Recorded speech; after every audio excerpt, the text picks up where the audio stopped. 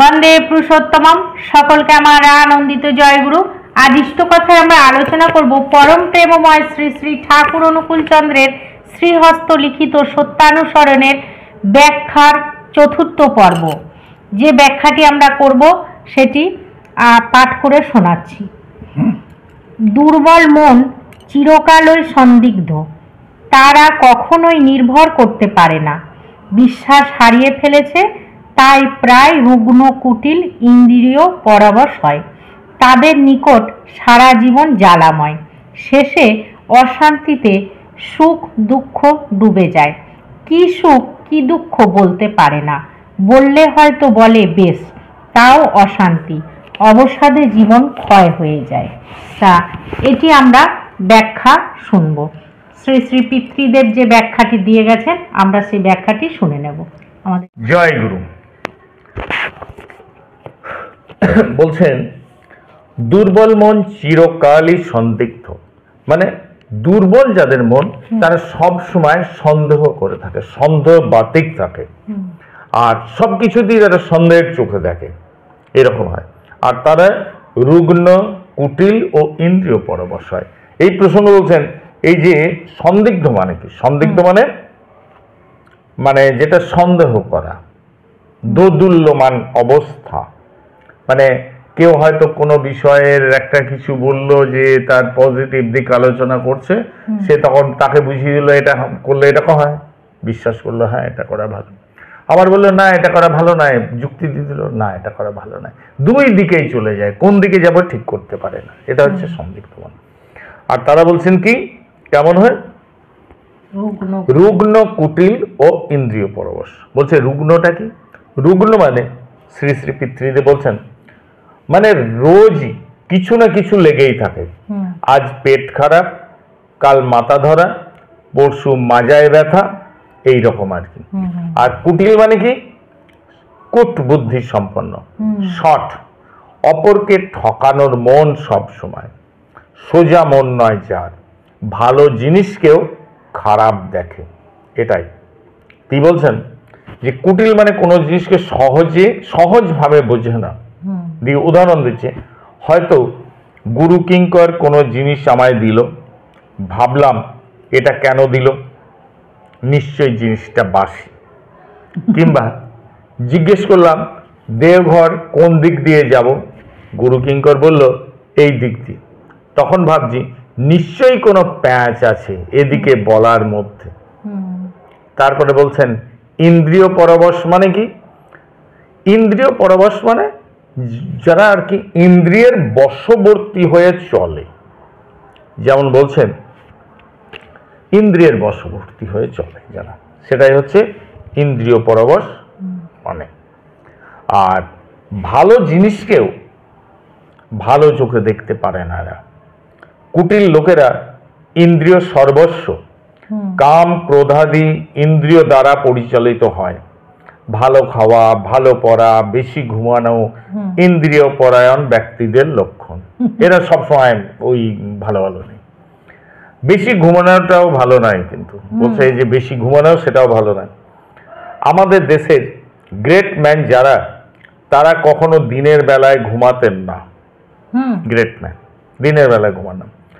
আবার অনেকে ডাক্তারের পরামর্শ মতো দুপুরে বিশ্রাম করে নানা কারণে, তাদের কথা অবশ্য আলাদা। অনেক সময় তার শরীর খারাপ, ডাক্তারের পরামর্শ সেটা হচ্ছে আলাদা, কিন্তু দিনে ঘুমানো, বেশি ঘুমানোটাও বলছে একটা খারাপ লক্ষণ। আবার বলছেন বললে হয়তো বলে বেশ, বেশ মানে কি? বললে হয়তো বলে বেশ আছি বলছে, কিন্তু অবসাদে জীবন ক্ষয় হয়ে যাচ্ছে। অবসাদ কখন আসে? যে কর্মের মধ্য দিয়ে শক্তি সঞ্চয় করতে পারা যায় না, শারীরিক মানসিক শক্তি সঞ্চয় করতে পারা যায় না, সেসব কর্ম করলে অবসাদ আসে। অর্থাৎ কর্ম করলেই আমাদের একটা শক্তি আসে, আর যেসব কর্ম করলে শক্তি আসে না কিন্তু অবসাদ আসে, সেগুলোই হচ্ছে একটা খারাপ। যা যা করলে শরীর মন ভালো থাকে তা না করে যা যা করলে শক্তি হ্রাস হয় তাই যে করে সেটাই হচ্ছে ইন্দ্রিয় পরবশ। আবার বলছে যেমন অনেকে আফিং খায়, এমনভাবে খায় যার ফলে শক্তি হ্রাস হয়, কেমন করে ব্যবহার করলে শক্তি বৃদ্ধি হবে তা জানে না, ইন্দ্রিয়ের বশেই সে চলে, তখন সে ক্ষয়ের পথে চলে।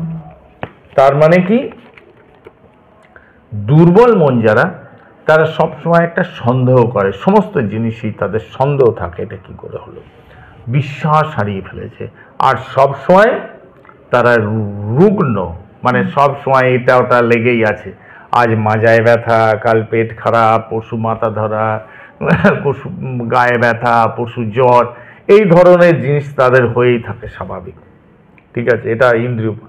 আর রুগ্ন, কুটিল, সহজভাবে বুঝবে না, যে কোনো কিছু বললেই সন্দেহ করে যায়। আর কি, ইন্দ্রিয় পরবশ, সবচেয়ে বেশি অলসতা, এগুলো ইন্দ্রিয়র দ্বারা পরিচালিত। আমাদের জীবন বৃদ্ধির দিকে যেটা যাবে সেটা না করে খারাপের দিকে সেটা, ঠিক আছে। এটা এরপরেও আছে, সেটি আমি পাঠ করছি, তারপরে ব্যাখ্যা করা হবে। দুর্বল হৃদয়ে প্রেম ভক্তি স্থান নেই, পরের দুর্দশা দেখে, পরের ব্যথা দেখে, পরের মৃত্যু দেখে নিজের দুর্দশা, ব্যথা বা মৃত্যুর আশঙ্কা করে ভেঙে পড়া, এলিয়ে পড়া বা কেঁদে আকুল হওয়া ওসব দুর্বলতা। যারা শক্তিমান তারা যাই করুক তাদের নজর নিরাকরণের দিকে, যাতে ওসব অবস্থায় আর না কেউ বিধ্বস্ত হয়। প্রেমের সহিত তার ওই উপায় চিন্তা করা। বুদ্ধদেবের যা হয়েছিল ওই হচ্ছে সবল হৃদয়ের দৃষ্টান্ত। তাহলে এখানে একটি কথা খুব সুন্দর যে জানতে ইচ্ছা করছে, দুর্বল হৃদয় প্রেম ভক্তির স্থান নেই, পরের দুর্দশা দেখে, পরের ব্যথা দেখে, পরের মৃত্যু দেখে নিজের দুর্দশা বা ব্যথা মৃত্যুর আশঙ্কা করে ভেঙে পড়া, এলিয়ে পড়া। এই যে আমরা যে বলছি, আমাদের কারোর ব্যথা দেখে, কারোর দুর্দশা দেখে তো আমাদের মনে তো এগুলো হয়, তাই এটার কি ব্যাখ্যা দিয়েছেন শ্রী শ্রী পিতৃদেব, আমাদের এটা বলুন। আচ্ছা, ঠিক আছে, আমি বলছেন দুর্বল হৃদয়ে কখনো প্রেম ভক্তির স্থান নেই, ঠিক আছে। যেমন পরের দুর্দশা দেখে, পরের ব্যথা দেখে, পরের মৃত্যু দেখে যে একটা তো সমবেদনা স্বাভাবিকই চলে আসে, যে কারুর ব্যথা দুর্দশা দেখলে সমবেদনা আসে, সেটা তো স্বাভাবিক, মানে সমবেদনা, তার বেদনা। কিন্তু এখানে বলছেন যে ব্যাখ্যাটা এটা ভুল করে ফেলে, যে নিজের দুর্দশার কথা চিন্তা করে। হয়তো কারো দেখলাম একটা হোঁচট খেয়ে পায়ে লেগে গেছে বা কিছু হয়েছে, আমি তখন ভাবছি আরে আমার যদি হতো সেটা কি হতো, এটা তো হয়নি না, এইটা হচ্ছে অকারণে আমি ওই চিন্তাটাকে নিয়ে আসছি। সাবধান থাকতে হবে এইরকম ঘটনা যাতে না ঘটে সেটা। কিন্তু এলিয়ে পড়া মানে অন্যের ব্যথা দেখে, অন্যের দুর্দশা দেখে, অন্যের মৃত্যু দেখে নিজের ভয় করাটাই কথা বলছি। সমবেদনার কথা কিন্তু বলেনি যে সেটা দুর্বলতা, কারো দেখে সমবেদনা সেটা আলাদা জিনিস, ভালো, সেটা তো ভালোই। কিন্তু এখানে বলছে নিজের কথা ভেবে অনেক সময় মানুষ বিভ্রান্ত হয়ে যায়, ভেঙে পড়ে, এরে আমার যদি হতো আমি কি করতাম, এই সর্বনাশ। এটা হচ্ছে তাই, মানে কারো দেখে তখন সে মনে করছে যে আমার যদি হতো, এই নিয়ে হচ্ছে ব্যাপারটা। এবার শ্রী শ্রী পিতৃদেব বলছেন একজনের কষ্ট দেখে অনেকে মনে করে আমার ছেলের যদি এমন হয় তো তাহলে আমি শেষ, এই বলে কেঁদে ছেলেরই অসুখ বাড়িয়ে তোলে। আমি একবার ছোটকালে মরার পর্যায়ে পড়ে গিয়েছিলাম, শ্রী শ্রী পিতৃদেব বলছেন। ওখানে মানে পাবনায় নদী ছিল, হ্রদের মতো হয়ে গেছে, মাঝে মাঝেই হঠাৎ থই হারা জল। স্নান করছি ছোট কাকার সঙ্গে, হঠাৎ ওই অথই জলে পড়লাম, নিঃশ্বাস বন্ধ হয়ে যাচ্ছে, সাঁতার জানি না, জল খাচ্ছি ও ডুবছি। আবার মনে হচ্ছে আম পেকেছে, পেরে খেতে হবে, মখমলের জামা এসেছে, পরবো, জীবনকে উপভোগ করব। সেই সময় ভাবছি এমনতর হাবুডুবু খেতে খেতে শেষে ছোট কাকার নজর পড়লে খপ করে চুল ধরে টেনে আনলেন। ওইসব অবস্থায় ওই রকম চিন্তা আসে। তারপর মৃত্যুর বিভীষিকার আসে শারীরিক যন্ত্রণা। মৃত্যু যখন হয় না, মানুষের শারীরিক যন্ত্রণার বিভীষিকা আসে, তখন পেচ্ছাপ করে পায়খানা করে ফেলে। এর বেশিরভাগই ভয়ের চোটে হয় মৃত্যুর সময়।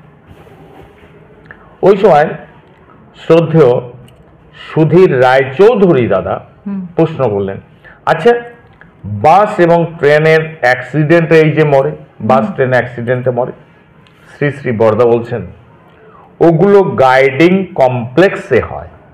ওগুলো বলছেন গাইডিং কমপ্লেক্সে হয়। বিপদ যে আসছে বুঝতে পারে না, তাই অপমৃত্যু হয়। বিপদ আসছে সে বুঝতে পারে না, তাই সব সময় নাম করা প্র্যাকটিস করে নিতে হয়। নাম করা প্র্যাকটিস করে নিতে হয়। নাম সমস্ত সেলকে কন্ট্রোল করে। মানুষের রিপুগুলো থাকেই। যৌবনে তার উদ্দাম ভাব, তাই যৌবনকালে সাধন ভজনের উপযুক্ত সময়। নাম করলে কামের ভাব, লোভের ভাবগুলো অতি সহজেই কন্ট্রোল করা যায়। এটা অতি বাস্তব কথা। নাম করবার যে একটা ইউটিলিটি আছে, দীক্ষা নিয়ে যারা করে তারাই বুঝতে পারে। এর যে শারীরিক মানসিক শক্তির উপর প্রভাব আছে তা করলেই বুঝতে পারা যায়। তাহলে এই যে নাম করলেই এগুলো বুঝতে পারা যায়। ঠিক আছে। তারপর বলছেন এর জন্য আরেকটা জিনিস যে চাই, বলছেন বলো না তুমি ভীরু, বলো না তুমি কাপুরুষ, বলো না তুমি দুরাশয়। পিতার দিকে নজর করো, আবেগ ভরে বলো, ওগো আমি তোমার সন্তান, আমার আর জড়তা নেই, আর দুর্বলতা নেই, আমি আর কাপুরুষ নই, আমি আর তোমাকে ভুলে নরকের দিকে ছুটে যাব না, আর তোমার জ্যোতির দিকে পিছন ফিরে অন্ধকার অন্ধকার বলে চিৎকার করব না। তাই এই সব দুর্বলতা থেকে রক্ষা পাওয়ার উপায় শ্রী শ্রী ঠাকুর বলছেন এখানে, বলো না তুমি ভীরু, বলো না তুমি কাপুরুষ, বলো না তুমি দুরাশয়। পিতার দিকে নজর করো, আবেগ ভরে বলো, ওগো আমি তোমার সন্তান। এইভাবে বলতে বলছেন। তাই বলছেন সবল হৃদয় যাদের, তারাই প্রেম ভক্তির অধিকারী হন। এর জন্য পরম পিতার কাছে প্রার্থনা করতে হবে, আমি কাপুরুষ নই, আমার কোনো রূপ জড়তা দুর্বলতা নেই, আমি আর তোমার জ্যোতির দিকে পিছন ফিরে অন্ধকার অন্ধকার বলে চিৎকার করব না। মানে যা জীবন বৃদ্ধির উল্টো সেদিকে যাব না, তেমন কিছু করব না। সুতরাং আমি দুর্বল হব না, এভাবে প্রেম ভক্তির অধিকারী হব। তাই তিনি বলছেন সবসময় এই জিনিসগুলো ভাবতে হয়, আমি পরম পিতার সন্তান। সেই জন্য শ্রী শ্রী ঠাকুর আবার কি করলেন, আমাদের সকালবেলায় এই যে শত অনুজ্ঞা, আমি অক্রোধী, আমি অমানী, আমি নিরলস, কাম লোভ, এই জিনিসগুলো যেমন বলতে হয় তেমনি মনে মনে বেশি ভাবতে হয়, নিজেকে সেইভাবে ভাবতে হয়। আর ভাবতে ভাবতেই আমাদের এই দুর্বলতা চলে যায়। আর দুর্বলতা চলে গেলেই তখনই হচ্ছে ধর্মরাজ্যে ঢুকবার অধিকার জন্মেছে। ঠিক আছে। জয় গুরু। জয় গুরু। আজ আমরা খুব সুন্দরভাবে সত্যানুসরণের চতুর্থ পর্ব ব্যাখ্যা জেনে নিলাম। এরপরে আবার আছে আমাদের পাঠ করার, পাঠ করব, ব্যাখ্যা করব। শ্রী শ্রী পিতৃদেব যে ব্যাখ্যা দিয়ে গেছেন, এর পরের পর্বে আমরা আবার পাঠ করব। আপনারা সবাই ভালো থাকবেন, সুস্থ থাকবেন, পরম দয়ালকে নিয়ে আনন্দে থাকবেন। জয় গুরু। বন্দে পুরুষোত্তমম।